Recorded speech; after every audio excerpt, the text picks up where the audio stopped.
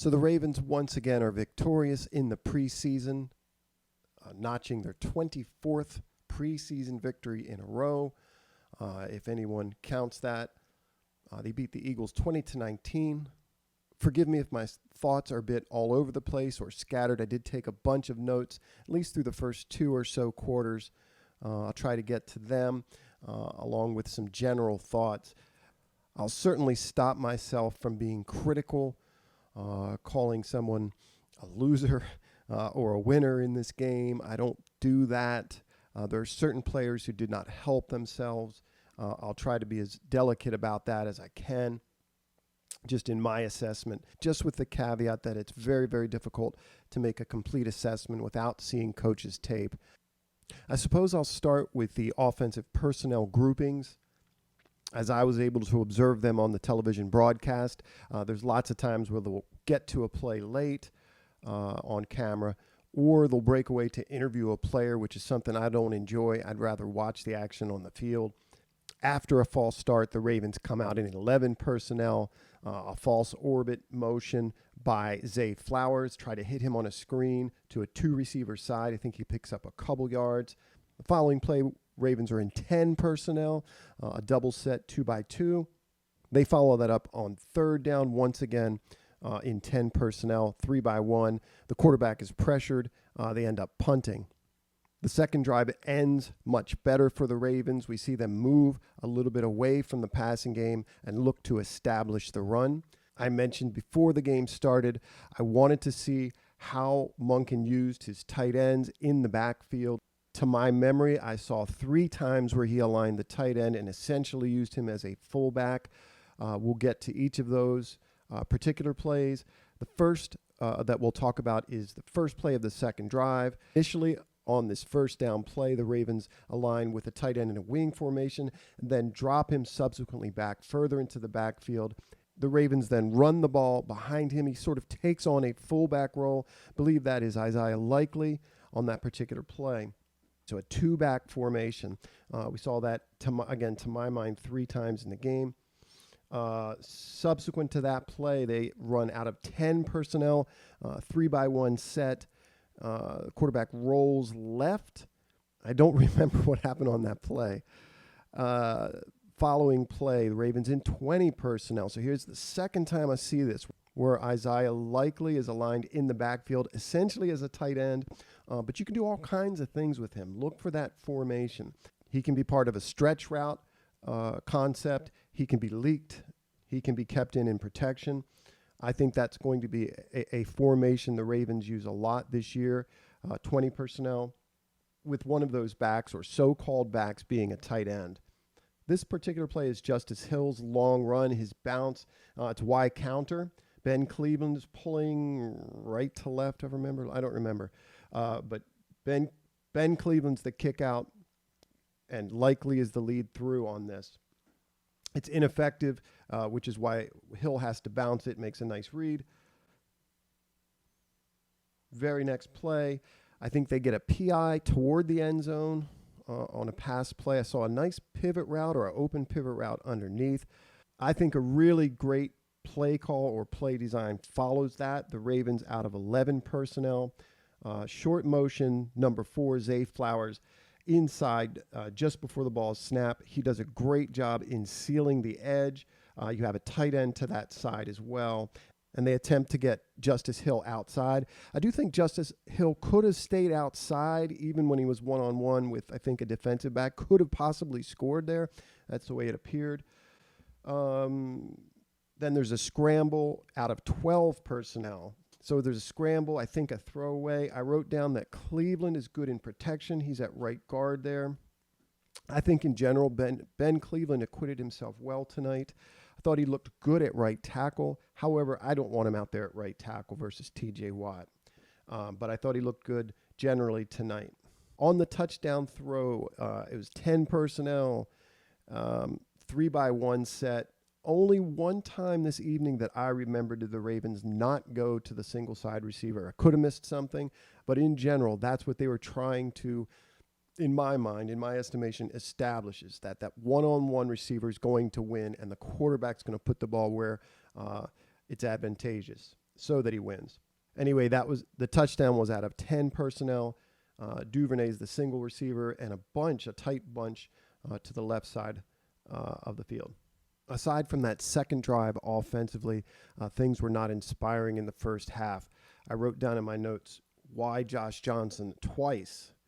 I don't think the coach did any favors, let's say, to Zay Flowers by having Josh out there. And I'm sorry to sound critical of him. He's had a great career in the NFL, but I'm not sure why.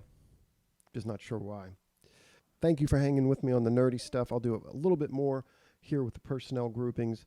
Third drive out of 11 personnel, we see a tight end screen that gets blown up right away to Likely, followed up by also out of 11 personnel, an overthrow, doubles slot look, third down, 10 personnel, 3-by-1, and we see a running back draw, followed up by a punt. Let's see, starting in quarter two, around the 3-minute mark, we get 21 personnel, two backs, Gus under center. Oh, the quarterback under center with Gus in the game. They run counter, a rough-looking pull. That seemed out of sort to me all night. They follow this up with the formation or the grouping I discussed a little earlier, the two-back, 20 personnel with the tight end in the backfield. So that's the third time I think we've seen that. I don't remember the play call, unfortunately. Follow that up with 10 personnel, 3-by-1, one to the boundary. Third quarter starts off with that two-back personnel again. This is a pull left to right, another bounce. This is, I think, number 34, whose name escapes me right now. But I thought the pull on this looked out of sorts. Maybe the Ravens need to work on these sorts of plays, the counter calls, a little bit more than they have. I'm going to switch over to the defense now early in the game, first and second quarter. I'd like to talk about David Ojabo. I know there's a great concern with putting a guy you expect big things from on the field more, but he needs a lot more snaps. That's the way it looked tonight. If you could guarantee he wouldn't be injured in a preseason game, it would have helped him a lot to play the entire game. He's going to have to show that he can stop the run or play the run, rather. Didn't see anything glaring that stood out. He just looks unsure of himself in playing the run. I didn't see too much go his way in that regard. He's never looked good to me dropping. I guess he looked a little bit better in the one drop I saw tonight. But I don't think that's his strength. One of his great strengths is his spin move. And we saw him do that 2 rushes back to back. One was an inside spin move. One was an outside spin move. That's what I mean. He needs more snaps. This guy's got juice to really threaten the edge, and that'll bring that spin move home. But if you were just to look at him tonight in a vacuum and compare him, let's say, to number 48, early in the game, I thought 48 looked the better player.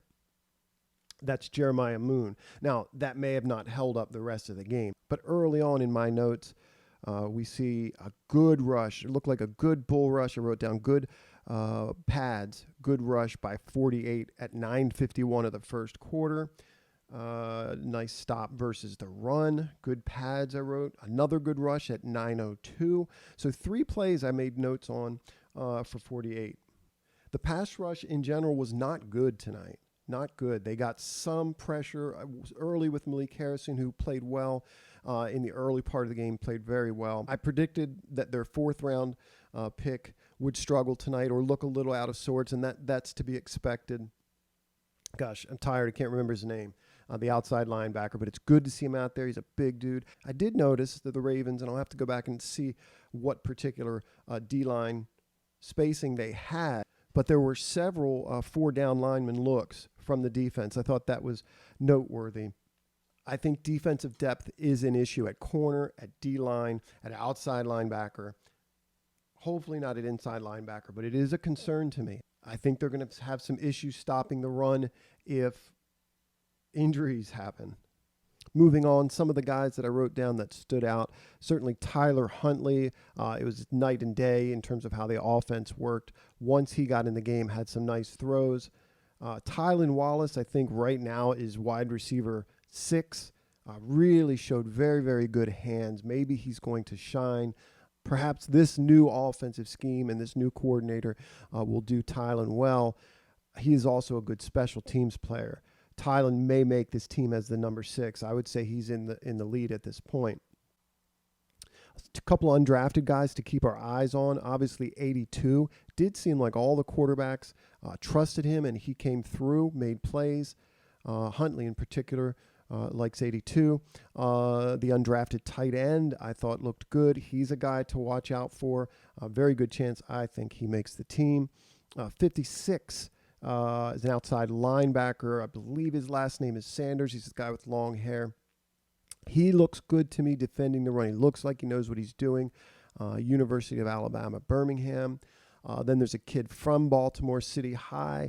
Had a beautiful spin move. Ham, I think. That's probably a practice squad candidate. Anthony Brown really, really did not look good. In fact, the way they played tonight, the Ravens, if they want a third quarterback or a practice squad quarterback, they need to go somewhere other based on their performances tonight than Josh Johnson, Anthony Brown. Anthony Brown has this elongated wind-up release. I'm going to make myself a note to stick to my gut as I'm watching these players pre-draft. I liked Tariq Woolen pre-draft last year. This year, I really liked Eli Ricks. Both times, I sort of talked myself out of them because it seemed the consensus was that they weren't all that good. I really did like both those players and really talked myself out of doing videos on them. Who knows what will happen with Eli Ricks, but it's striking that this guy went undrafted. Oh, Keaton Mitchell, mentioned in a video I did on him. I think he's going to be an excellent returner. He did show the potential to be that tonight. Overall, I thought there was an underwhelming night, even though the Ravens did come away with a win. Tucker hits a 60-yarder. I'm glad to watch football again. Let me know what you guys think. Thanks for listening.